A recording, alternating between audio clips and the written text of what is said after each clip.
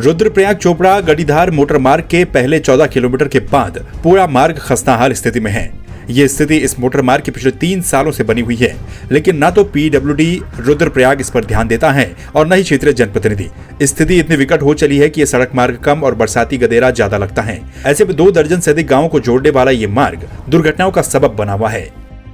पता नहीं क्या है, दिक्कत तो सर बहुत ज्यादा दिक्कतें हैं। रोड की कंडीशन तो बिल्कुल खत्म है। पेंटिंग तो ऐसी उखड़ गई जैसे कि पता नहीं भूकंप आया होगा यहाँ। हम लगभग मैं तो 2 साल से चल रहा हूँ इस रोड पे। कंडीशन इतना इस हद तक है कि टायर जिसने साल भर चलना वो 6 महीने चलता है। अच्छा, पूरी पेंटिंग उखड़ी गई है और पुश्ते गिरे हुए हैं, कोई बनाने का नाम नहीं है और स्लिप पड़े हुए हैं, उसे उठाने का नाम नहीं है।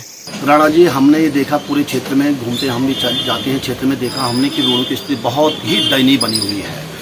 हाल ही में मुझे जाने का मौका मिला गढ़ीधार, मेरा अपना ससुराल भी है वो दसुल्ला खांडी साइड, तो देखा मैंने चोपड़ा से आगे की रोड की स्थिति ऐसी बदहाल स्थिति में है। लोग मतलब जान जोखिम भरकर जा रहे हैं। बड़ा दुर्भाग्य होता है हमारे देखने को मिलता है, जहां सरकार एक तरफ बोल रही है कि हम रोडों का जाल बिछा रहे हैं, लेकिन पुरानी जो हमारे सड़क मोटर मार्ग हैं उनकी बदहाल स्थिति हो रखी है। जगह जगह गड्ढे, जगह जगह पुश्ते टूट रखे हैं, लेकिन उनके ऊपर ध्यान देने के लिए इनके पास समय नहीं है। देखिए, रुद्रप्रयाग चोपड़ा गढ़ीधार मोटर मार्ग लोक निर्माण विभाग रुद्रप्रयाग के अधीन है और इस मार्ग की स्थिति बहुत ही दयनीय बनी हुई है। और जो इस मार्ग पर डामर बिछाया गया था वो जगह जगह पूरी तरह से उखड़ गया है। कहीं पर नालियां इस पर नहीं बनाई गई हैं। जो सुरक्षा दीवार मार्ग पर बने थे वो सारी क्षतिग्रस्त हो गई हैं और इससे कहीं ना कहीं दुर्घटना का भी खतरा बना हुआ है। और जो ये पूरा क्षेत्र है, करीब जो 10 जिला और तलानागपुर की करीब 20,000 की आबादी इस मोटर मार्ग से जुड़ी हुई है। और इन दिनों यहाँ पर माँ चंडिका की वनयात यात्रा भी चल रही है, तो उसमें भी शामिल होने के लिए बड़ी संख्या में श्रद्धालु यहाँ पहुँच रहे हैं, तो उन्हें भी बहुत तकलीफ हो रही है इस रास्ते पर चलकर। रुद्रप्रयाग जनपद की दोनों विधानसभाओं से होकर ये सड़क गुजरती है, लेकिन न तो केदारनाथ के विधायक मनोज रावत ने इस मोटर मार्ग की सुध लेने की जहमत उठाई और न ही रुद्रप्रयाग के विधायक भरत चौधरी ने। स्थानीय लोग कहते हैं कि विधायक वोट मांगने जरूर इस क्षेत्र में आते हैं, लेकिन यहाँ के लोगों ने उन्हें विधानसभा पहुंचाने के बाद आज तक नहीं देखा। दूसरी तरफ लोक निर्माण विभाग के अधिशासी अभियंता इंद्रजीत बॉस का कहना है कि उन्होंने मोटर मार्ग के डामरीकरण का प्रस्ताव सरकार को भेजा है। बजट की स्वीकृति मिलने के बाद काम शुरू किया जाएगा।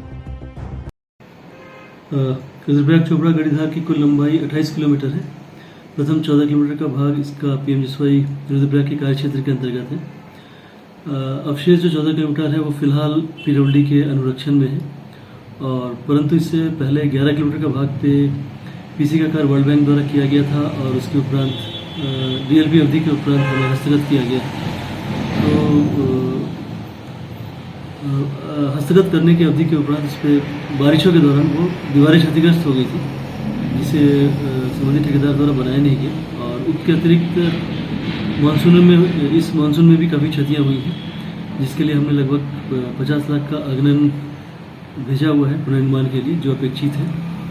और मुख्यतः जो कारण है वो ज़्यादा बारिश का होना है, और जिससे मलबे से जो नालियाँ बंद हो गई हैं और पानी डाइवर्ट हो गई है।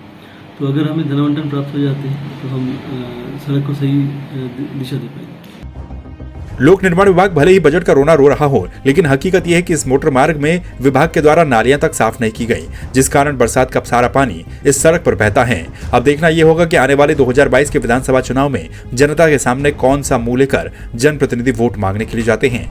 संवाद 365 के लिए रुद्रप्रयाग से कुलदीप राणा की रिपोर्ट।